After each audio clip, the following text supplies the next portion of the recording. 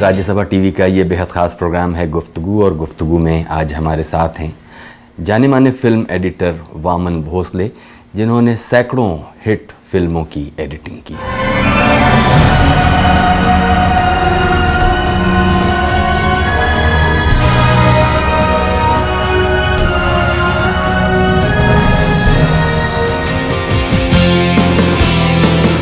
वामन भोसले एक ऐसा नाम जिसने सारी जिंदगी भले ही पर्दे के पीछे गुजार दी, लेकिन जिसके हाथों सवारी गईं वो सैकड़ों तस्वीरें जिनमें कैद हैं मनोरंजन के अनमोल हीरे। ये रेशमी जुल्फें, ये शरबती आंखें, इन्हें देख कर जी रहे हैं सभी। वामन भोसले पेशे से एक फिल्म एडिटर हैं। जी रहे हैं सभी। वो तो था और है और हमेशा रहेगा। 19 फरवरी 1932 को गोवा के एक छोटे से गांव पोम्बरपा में जन्मे वामन भोसले कई हिट और यादगार फिल्में एडिट कर चुके हैं। गोवा से शुरुआती स्कूली पढ़ाई पूरी करने के बाद वामन 1942 में मुंबई आ गए थे। वामन भोसले ने मुंबई शहर को अपनी आजीविका का केंद्र बनाया। 12 साल तक उन्होंने खुद को फिल्मी दुनिया में टिके रहने लायक बनाया और काम की तलाश में भटकते रहे। कड़े संघर्ष के बाद वामन भोसले की जिंदगी में एक नया मोड़ तब आया जब 1967 में उन्हें राज खोसला की फिल्म दो रास्ते के संपादन का मौका मिला। जो ये आंखें शर्म से झुक जाएंगी, सारी बातें यही बस। अपने पूरे शानदार करियर में उन्होंने गुलजार, सुभाष घई, शेखर कपूर और महेश भट्ट जैसे प्रसिद्ध फिल्मकारों के साथ काम किया है। वामन भोसले की एडिट की हुई फिल्मों में मेरा गांव मेरा देश, दो रास्ते, मिस्टर इंडिया, गुलाम और सौदागर जैसी मशहूर फिल्में शामिल हैं। उनकी कई पुरस्कृत फिल्मों में से एक फिल्म गुलाम के ट्रेन सीक्वेंस की संपादन तकनीक को हिंदी फिल्मकार और तकनीशियंस आज भी नहीं भूलते।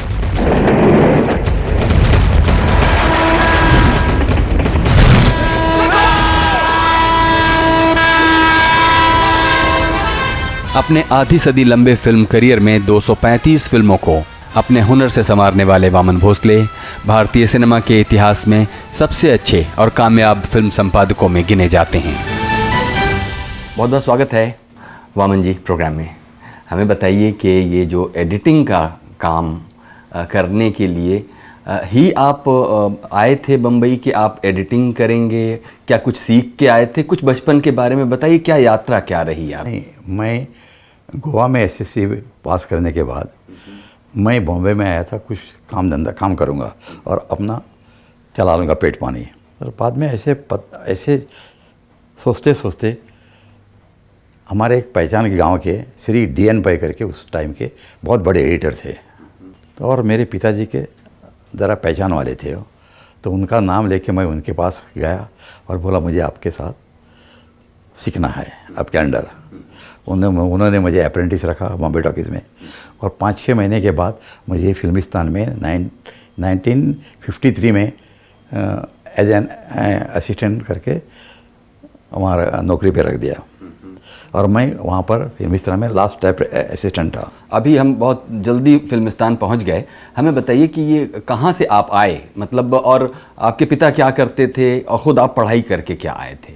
नहीं, मैं आया गोवा, पोम्बरपा करके एक विलेज है, हम वहाँ पर स्कूल में गया, और उस वक्त गोवा में कोई एजुकेशन के कोई ख़ास सहूलियत नहीं थी। हमको कम से कम 8-10 किलोमीटर चल के जाना पड़ता था, वो भी जंगल में। कैसे करके ये हो गया, एसएससी पास हो गया, और ये ज्वाइन किया मैंने फिल्मिस्तान। लेकिन फिल्मिस्तान से पहले आपने कहा कि बॉम्बे टॉकीज़ में 4-5 महीने बॉम्बे टॉकीज़ में मैं अप्रेंटिस करके था, और तब मेरा ख्याल है कि बॉम्बे टॉकीज़ टूट चुकी थी और शशधर मुखर्जी वहाँ हुआ करते। नहीं, उस वक्त शशधर मुखर्जी नहीं थे, वो बॉम्बे टॉकीज़ करीब बिछड़ गया था, और कुछ खास पिक्चरें DN पै वहाँ पर करता था एज एन चीफ एडिटर। तो उसमें मेरे ख्याल से माँ पिक्चर थी, बादबान थी उस वक्त, तो मैं वहाँ पर ऐसे देखता था, कुछ नहीं करता था, अप्रेंटिस था। तो बाद में उन्होंने देखा और मुझे फिल्मिस्तान में रखा, यही है। थोड़ा सा काम सीखने के बाद फिल्मिस्तान उस वक्त आनंद मट्टा प्रोड्यूस करती फिल्मिस्तान, आनंद मट्टा अनारकली ये पिक्चर है चलती थी। और वहाँ पर मैं, और उस वक्त वहाँ पर मेरे गांव के एक खास एडिटर थे श्री बाबूराव लावंदे करके, और वो DN पै साहब के रिश्तेदार थे। ये और एक ये था गोवा का आदमी था। ऐसे 4-5 आदमी हम 2-3 गोवा के ही थे। और मैं अच्छा वहाँ पर सेटल हो गया। उसके बाद वहाँ पर गुरुदत्त शिराली करके एक असिस्टेंट आया। अभी उस पर आएंगे। मुझे बताइए, आपके परिवार में इससे पहले कोई फिल्मों की कोई दुनिया फिल्म में नहीं थी, किसी को कुछ और पता खुद नहीं, भी आप कोई एडिटिंग वगैरह सीख कर तो आए? कुछ नहीं था। और आपको यहाँ आकर मतलब सिर्फ क्या मतलब आय के साधन ढूंढने थे या क्या था? नहीं, क्यों? हाँ, आने के बाद ये है, तो मेरा भाई, बड़े भाई डायमेकर थे, तो वो मुझे अपने साथ लेके जाते थे। तो ये काम करो, वो करो, कुछ फाइल देते थे, और ये तुम इसका लोखंड का टुकड़ा देते थे, ये काट दो करके, तो मुझसे जमा नहीं हो। तो इसलिए मैंने वो सोच के मैं उनके पास गया, थोड़ी कोशिश की मैंने, कहीं काम करने के लिए मेरे पास हुआ नहीं वो, और वो मैंने ज्वाइन किया फिल्मिस्तान। और फिर फिल्मिस्तान में आपकी पहली फिल्म इंडिपेंडेंटली एडिट करने वाली फिल्म कौन सी रही? पहले मेरी फिल्म इंडिपेंडेंट थी दो रास्ते, एज एन एडिटर। अप्रेंटिसशिप मैंने वहाँ पर काफ़ी किए, 10-12 साल मैंने काम फिल्मिस्तान में किया। उसके बाद हमारे गुरु DN पै साहब थे, वो फिल्मिस्तान उन्होंने रिज़ाइन कर दिया आज, और वो बाहर काम करने लगे। तो ऐसे ऐसा मैं उनके साथ बाहर काम करने लगा। और बाद में पहचान होते होते मुझे राज खोसला साहब ने पहली पिक्चर दी, दो रास्ते। तो दो रास्ते को इंडिपेंडेंटली एडिट करने से पहले जो अप्रेंटिसशिप का एक्सपीरियंस था वो क्या था? क्योंकि ये तो आपके लिए बिल्कुल नया काम रहा होगा, और एडिटिंग एक बहुत स्पेशलाइज्ड काम है। तो नहीं, वो हाँ, कैसे कर रहे थे वो? क्या है, 12 साल मैं असिस्टेंट रहने के बाद मुझे काफ़ी थोड़ा सा एक्सपीरियंस आया, तो मैं काम करने लगा। हाँ, तब जाके मैं वो जाने के बाद उनके साथ मैं एज एन असिस्टेंट ही ज्वाइन होगा। वहाँ पर 2-3 साल के उनके साथ असिस्टेंट गिरी मैंने, पड़ोसन की नीलकमल की। तब बाद में मुझे राज खोसला साहब ने देखा, और मुझे उन्होंने एज एन एडिटर दो रास्ते के लिए लिया, इंडिपेंडेंट।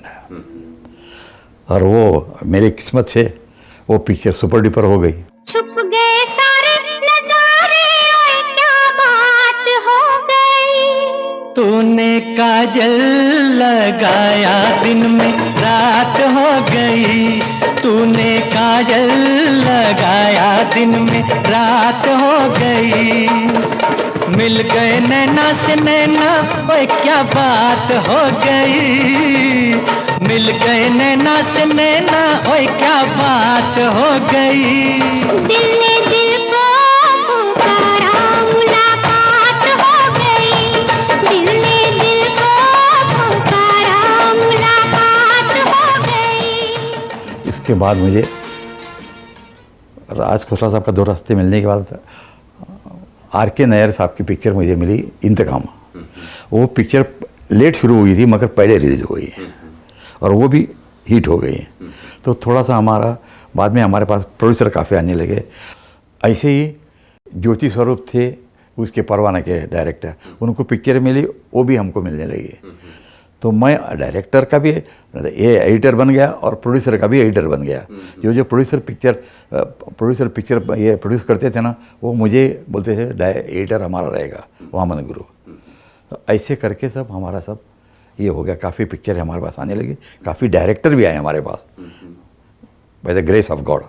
और इस तरह से वामन भोसले एक फिल्म इंडस्ट्री में इनएविटेबल एक ऐसा नाम कि भाई जिसको भी काम कराना है तो भाई क्या वामन के पास चले जाओ, इस तरह का कुछ बन। देखिए सच्चे बोलो, ये तो मैं नहीं बोलता हूँ, मैं अपना डिंडोरा नहीं पीटूंगा। जो मैंने मेहनत किया हम लोग ने काफ़ी, किसी को तकलीफ नहीं दी। हाँ, एज ए एडिटर इतनी पिक्चर की हमने किसी को तकलीफ नहीं दी, चाहे वो पैसा दे दे या ना दे, हमने उनका काम हमेशा किया। एक प्रोड्यूसर के साथ मैंने ये किया, तो मैंने बोला मैं आपको साउंड नेगेटिव नहीं दूंगा, मैं नाम नहीं बोलूँगा, मैं साउंड नहीं दे दूंगा, मेरा पैसा दे दो।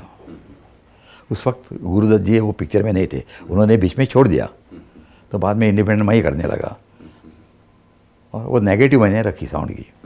तो नेगेटिव के बगैर कॉपी नहीं होती, तो आया मेरे पास और देखिए मेरी रिलीज़ है, मैं आपको पिक्चर रिलीज़ होने के बाद पैसा दे दूँ। तो मैंने उनको दे दिया नेगेटिव, मगर वो पैसा मुझे आज तक नहीं मिला। अच्छा, अभी एक ब्रेक ले लेते हैं, उसके बाद और बातें जारी रखते हैं। अभी वक्त है एक छोटे से ब्रेक का। ब्रेक के बाद हाजिर होंगे और बातें जारी रखेंगे मशहूर फिल्म एडिटर वामन भोसले के साथ। तकलीफ में हमने 50 पिक्चरें की है। बाद में मशीन आया स्टीनबैग करके, मगर स्टीनबैग आया, मशीन अच्छा था, मगर हमको उसके जो आदत हुई थी काम करने के लिए, वो स्टीनबैग जब स्टार्ट हुआ ना तो हमको इतना मज़ा नहीं आया।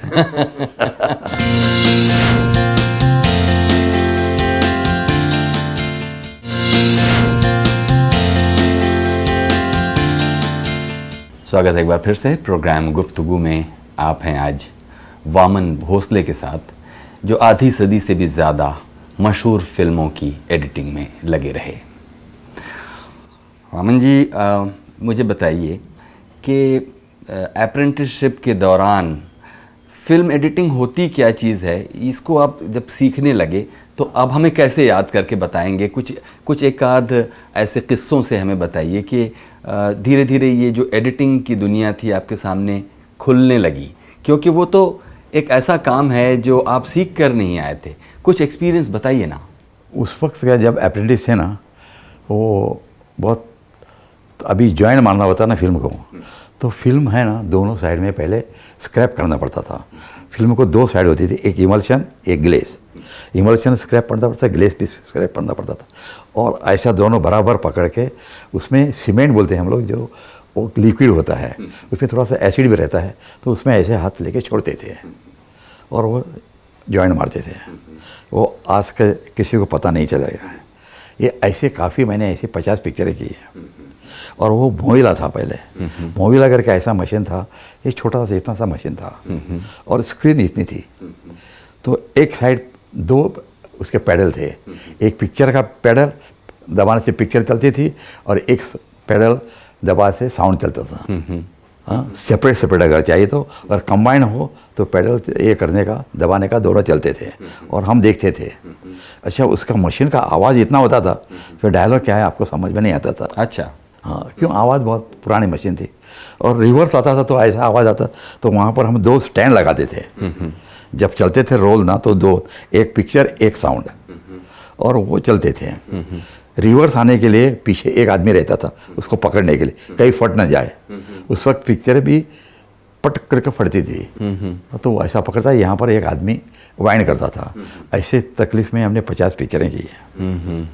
बाद में मशीन आया स्टीनबैग करके, मगर स्टीनबैग आया, मशीन अच्छा था, मगर हमको उसके जो आदत हुई थी काम करने के लिए, वो स्टीनबैग जब स्टार्ट हुआ ना तो हमको इतना मज़ा नहीं है। क्यों?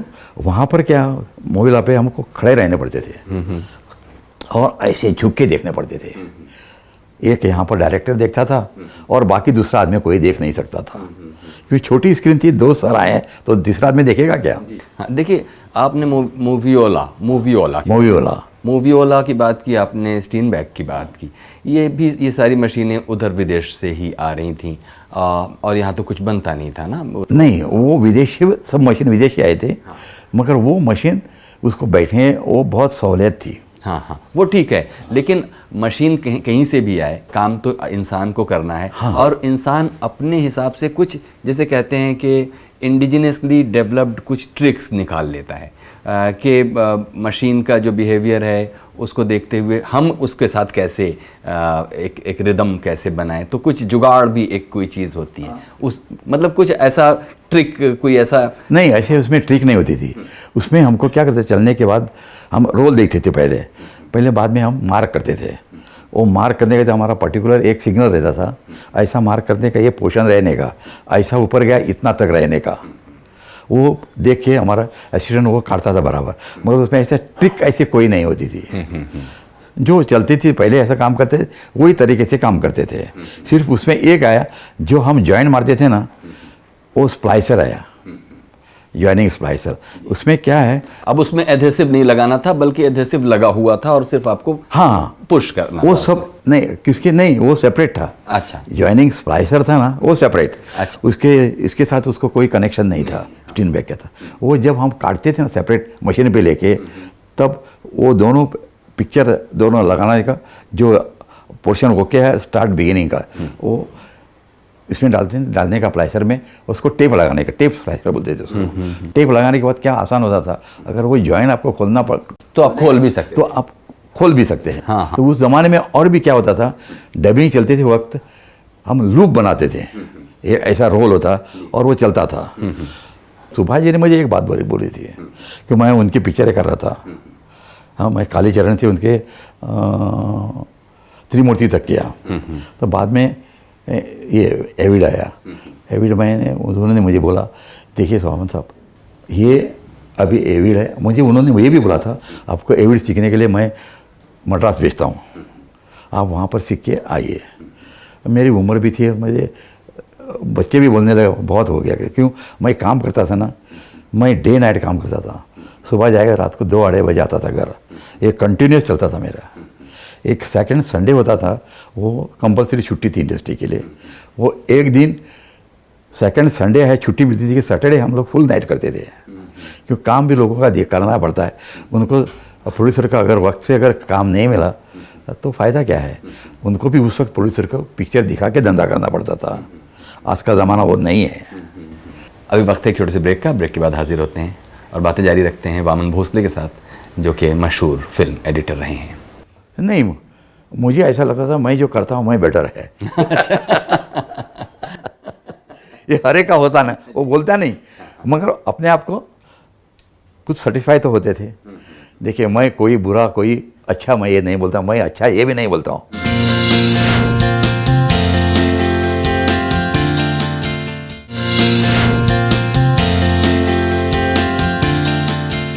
स्वागत है एक बार फिर से प्रोग्राम गुफ्तगू में। आप हैं आज जाने माने फिल्म एडिटर वामन भोसले के साथ। वामन जी, किन प्रोड्यूसर्स और डायरेक्टर्स के साथ अगर कुछ आप यादें ताज़ा करें कि सबसे ज़्यादा दिलचस्प एक्सपीरियंस किन के साथ रहा होगा, और आम तौर पर किन के साथ आप काम करते रहे? देखिए, पहले मैंने आपको बोला था कि परवाना पिक्चर एनसीसीपी सामने बनाए हमको दिए। उसके बाद उन्होंने जो भी पिक्चर प्रोड्यूस की, उनके 2 बैनर थे, एक उत्तम चित्रा और एक रूपम चित्रा। उत्तम चित्रा मेरे ख्याल से हमारे पास थी, और जो डायरेक्टर तो हमें एडिट करते थे। उसके बाद उसमें उनका डायरेक्टर, उनका लड़का राज सिप्पी, वो भी डायरेक्टर बने। उन्होंने पिक्चर बनाई इनकार, पहली पिक्चर। और वो इनकार जो है पिक्चर है ना, वो पिक्चर अच्छी चली और उसमें हमें फर्स्ट प्रेसिडेंट राष्ट्रपति अवार्ड मिल गया वो पिक्चर के लिए। इट इज़ 1978 में।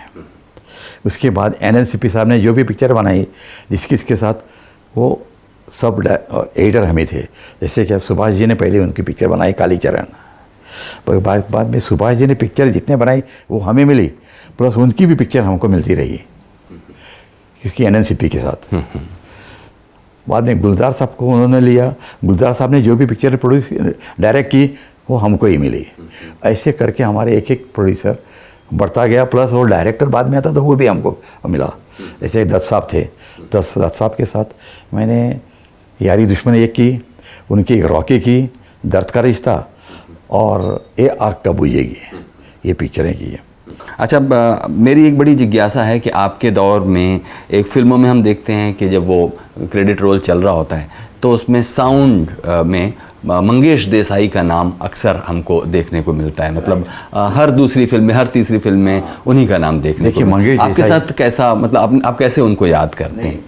वो इंसान इतना अच्छे तरह से काम करते। मैंने पहली पिक्चर उनके साथ की, वो कौन थी, वो उसमें मैं असिस्टेंट था, मगर उसका तरीका ऐसा था, उसमें मैं काफ़ी उनके साथ मुझे सीखने मिला। वो सीखने इस तरफ क्या, पहले हमको इतना कुछ नॉलेज नहीं था, तो हम क्या करते थे, जहाँ पर एक थंडर आता है, वो शॉट के ऊपर थंडर आया तो हम काटते थे। तो उन्होंने बोला, वामन ये काटना नहीं, इसका वाइब्रेशन चलने दो ताकि मुझे आउट करने के लिए मिलेगा। अगर कोई शॉट टू शॉट तुम काटेगा ना तो उसको इतना परफेक्शन नहीं मिलता है। यह है एक का ये म्यूज़िक का सेंस उसको इतना अच्छा था, हाँ, तो जहाँ म्यूज़िक चाहिए वहाँ पर ऑन करता था, जहाँ चाहिए नहीं ऑफ करता था।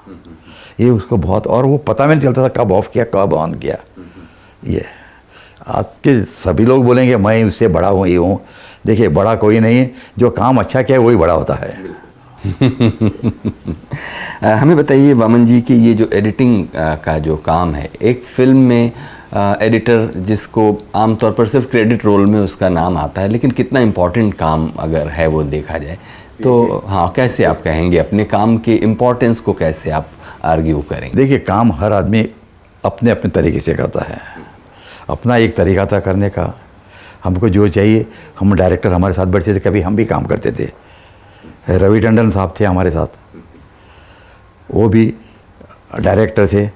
उनकी पहली पिक्चर मैंने की थी अनहोनी के बाद उन्होंने उनकी भी पिक्चरें मैंने काफ़ी की। एक मैं और एक तू, झूठा कहीं का, खुद्दार मैंने 2 पिक्चरें की टाइटल की। एक अमिताभ के साथ की, अमिताभ, विनोद मेहरा और संजीव कुमार, और एक थी गोविंदा और करिश्मा कपूर।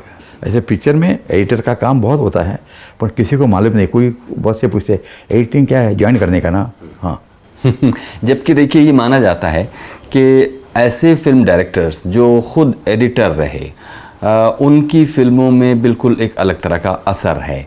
जैसे कि ऋषिकेश मुखर्जी खुद एडिटर ही, प्राइमरली तो वो एडिटर थे। बाद में आप प्रकाश झा को देखते हैं कि वो, ऐसे डेविड धवन है। नहीं, कहने मतलब ये है कि जो डायरेक्टर्स खुद एडिटर हैं तो उनकी फिल्म का बिल्कुल एक अलग असर होता है। तो एक एडिटर के तौर पर आपने कभी फिल्म डायरेक्ट करने के बारे में नहीं सोचा? नहीं, मुझे किसी ने ऑफ़र दी थी, और मेरे पास, मैं सच बोलूं, मेरे पास इतने पिक्चरें थी, मैं साथ में 25-25 पिक्चरें कर रहा था। ऐसे मेरे असिस्टेंट भी थे, क्यों मैं बैंड्रा में 2-3 स्टीन बैग है ना, मैं बुक करके रहता था। जैसे हमारा एक है दत्त साहब का था, गुलजार साहब का था, नाडेद वाला का भी स्टीन बैग था, वो हम बुक करके रखते थे। भाई एक असिस्टेंट को वहाँ पर गाना सिंग करो, एक ये करो, डबिंग करो, ये करो, वो चलता था ये। अच्छा, उनका क्या होता था, ऋषिदा, उनको मालूम था शॉट कहाँ कट होना है, और उनका क्या एक्सपोज ज़्यादा नहीं होता था फिल्म। वो उनको वेल प्रिपेयर्ड थे ना, ये मेरा शॉट यहाँ तक रहेगा, वो आगे नहीं, ये नहीं करते थे। तो वो अपने जो चाहिए वो करते थे। वो इवन विनोद चोपड़ा का मुझे मालूम नहीं, डेविड धवन तो कॉमेडी फिल्म बनाता, उसका भी लेंथ ज़्यादा नहीं होती थी, 13,123 के अंदर ही करता था। आपसे ये पूछें कि आप जितना टाइम फिल्मों में रहे, किस दूसरे एडिटर का काम देखकर आपको लगा कि आप से अच्छा वो कर रहा है और आप भी वैसा करें? नहीं, मुझे ऐसा लगता था मैं जो करता हूँ मैं बेटर है। ये हर एक का होता ना, वो बोलता नहीं, मगर अपने आप को कुछ सेटिस्फाई तो होते थे। देखिए मैं कोई बुरा कोई अच्छा मैं ये नहीं बोलता, मैं अच्छा ये भी नहीं बोलता हूँ। हाँ, अपनी ही एडिट की हुई कोई सबसे अच्छी फिल्म आपको कौन सी लगती है? सबसे अच्छी फिल्में मेरी सभी अच्छे। फिर भी थोड़ा सा किसी फिल्म के साथ पार्शियल होते हुए कोई एक फिल्म का? देखिए मेरी पहले इसे 2 रास्ते भी मैंने अच्छी बनाई थी, इसके बाद इंतकाम भी अच्छी बनाई थी, मगर पहले फिल्म मेरा गाँव मेरा देश मेरी अच्छी बनी फिल्म थी। कर्ज बहुत अच्छी फिल्म थी एडिटिंग वाइज। उसके बाद ये बॉक्सर, दर्द का रिश्ता, राम लखन, उसके बाद सौदागर, ये काफ़ी पिक्चर अच्छी मेरी थी। मैं किसी का नाम ले लूँ अभी। बहुत बहुत शुक्रिया वामन साहब, आपने हमारे लिए इतना वक्त दिया। ये थे जाने माने फिल्म एडिटर वामन भोसले। कुछ कहना चाहते हो प्रोग्राम गुफ्तगू के बारे में, तो हमें लिखिए feedback.rstv@gmail.com पर।